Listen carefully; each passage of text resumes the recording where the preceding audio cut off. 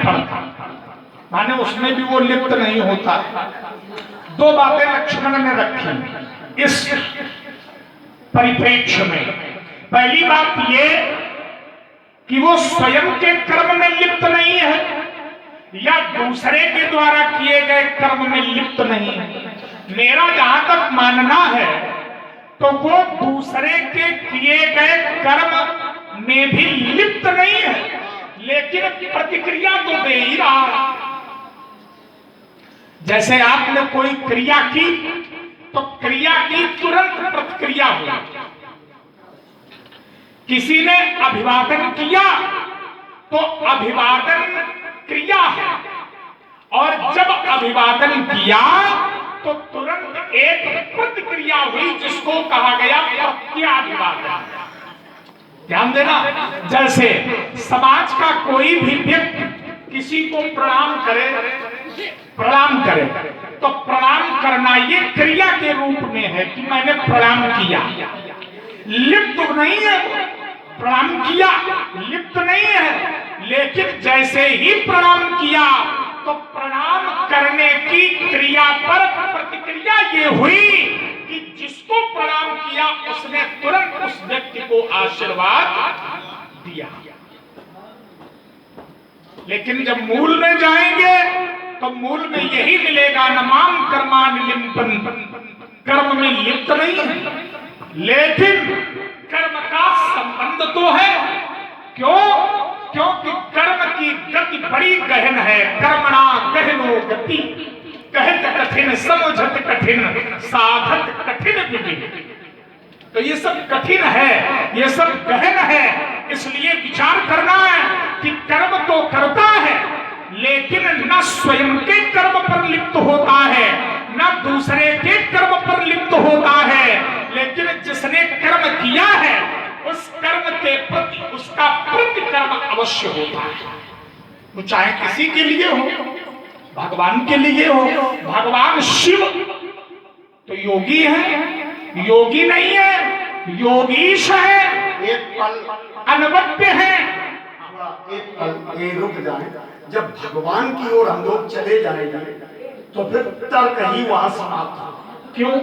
परमात्मा की सत्ता पर कोई तर्क नहीं। सुष्ट मन है तो थोड़ा चिंतन हो जाए, बिल्कुल। क्योंकि ये तो आप समझ ही रहे होंगे कि चिंतन करना पड़ता है, विचारों की बथानी चाहिए।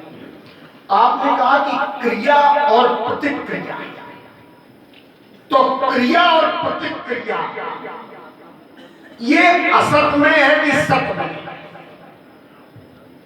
सब प्रश्न नहीं है, आप इसको ये ना समझना कि कोई नहीं, उचित है, उचित है। तो ये जो प्रतिक्रिया है, क्रिया और क्रिया की प्रतिक्रिया, ये असत में ही तो है।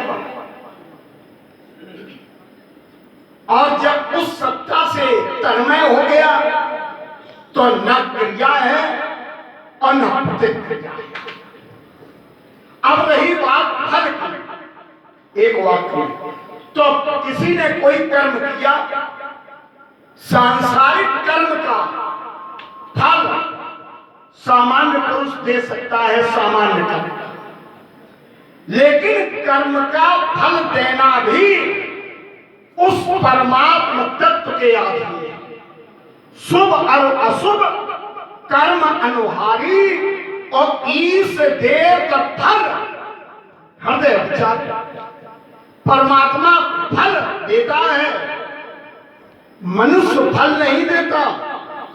मनुष्य का कर्म पर ही अधिकार है, लेकिन जो बहुत ऊपर उठ चुके हैं उनके लिए कर्म भी गौण हो जाता है।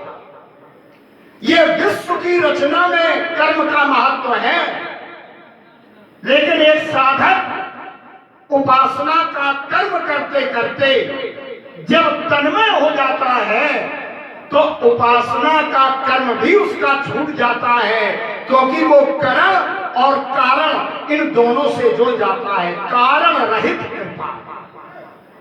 मैं अपनी बात को अल्प विराम लगा रहा हूं, क्योंकि मैंने आपको बीच में रोका। एक बात बड़ी विचारणीय आई लक्ष्मण के पक्ष से कि क्रिया और प्रतिक्रिया ये सत में है या असत में है? तो लक्ष्मण ने कहा कि ये असत में है, सत में नहीं है। क्रिया की प्रतिक्रिया जो है ये असत में है लेकिन सत में नहीं है। इसी पर मेरा एक मंत्र है ब्रह्मवाणी का कि क्रिया सत में भी है और असत में भी है, प्रतिक्रिया सत में भी है, असत में भी है। अंतर इतना है कि जो असत्य की क्रिया और प्रतिक्रिया है उसका जो लक्ष्य है वो असत्य ही है, और जो सत्य की क्रिया और प्रतिक्रिया है उसका लक्ष्य सत्य है। क्रियाएं तो दोनों में, सत्य में भी है और असत में भी है। इसका प्रमाण भी ले लें। एक मंत्र केवल पढ़ रहे हैं ब्रह्मवाणी का, उसी से प्रमाणित होगा। जैसे एक मंत्र है और उसका पहला शब्द है ब्रह्मार्पणम। ब्रह्म के प्रति अर्पण होना यानी अर्पित होना, ये असत क्रिया नहीं है, सत क्रिया।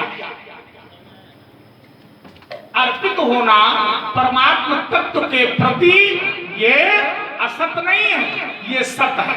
फिर कहा ब्रह्मार्पणम, ब्रह्म हविर, ये भी सत्य है। क्यों? क्योंकि परिणाम सत्य प्राप्त हो रहा है। कैसे? तो कहा ब्रह्मार्पणम ब्रह्म हविर ब्रह्मणागणौ ब्रह्मणाभूतम ब्रह्मैव तेन गंतव्यम। गंतव्यम माने पहुंचता है। कहां पहुंचता है? ब्रह्मैव। तो इस क्रिया को हम असत्य नहीं कह सकते, जिसमें लक्ष्य भी ब्रह्म हो, कर्म भी ब्रह्म हो, कर्ता भी ब्रह्म हो, आहुति भी ब्रह्म हो, अग्नि भी ब्रह्म हो। जहां सब ब्रह्म में है वहां की क्रिया और प्रतिक्रिया असत्य में नहीं हो सकती। एक पर उत्तर लेने इसका, जब संसार ब्रह्ममय, क्रिया ब्रह्ममय है, उपादान ब्रह्ममय है, जैसे अग्नि बोले ब्रह्ममय, जल ब्रह्ममय है, संसार ब्रह्ममय है, जड़ चेतन ये गुण दोषमय होते हुए भी ब्रह्ममय है, तो फिर वहां क्रिया ये होती ही नहीं। एक उदाहरण है, जब अपने परम पुरुष में ही सब दर्शन होता है तो करम प्रणाम जोर जुग पानी, फिर दोनों हाथ जोड़कर केवल समर्पण रह जाता है। और आचार्यों ने ये बात कह दी कि जिस समय हम अपने परमात्मा तत्व में इस असत को देखने लगते हैं या असत में सत्य को देखने लगते हैं तो फिर कोई कर्म शेष नहीं रहता है। तभी मानसकार ने कह दिया, एक नाम दे रहा हूं, श्री राम मैं सब जग जानी तो करम प्रणाम।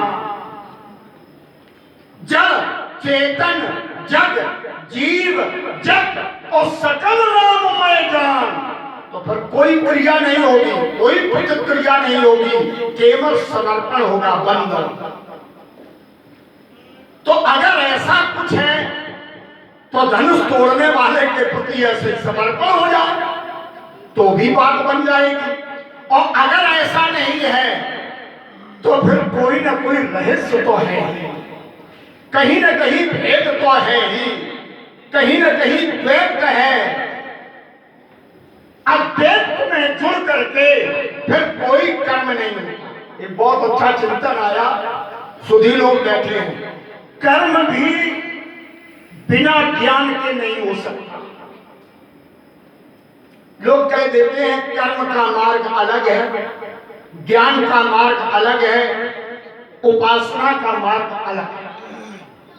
लेकिन किम युक्तम किम अयुक्तम, क्या उचित है क्या अनुचित है, ये ज्ञान के माध्यम से ही आप अनुभूति कर सकते हैं।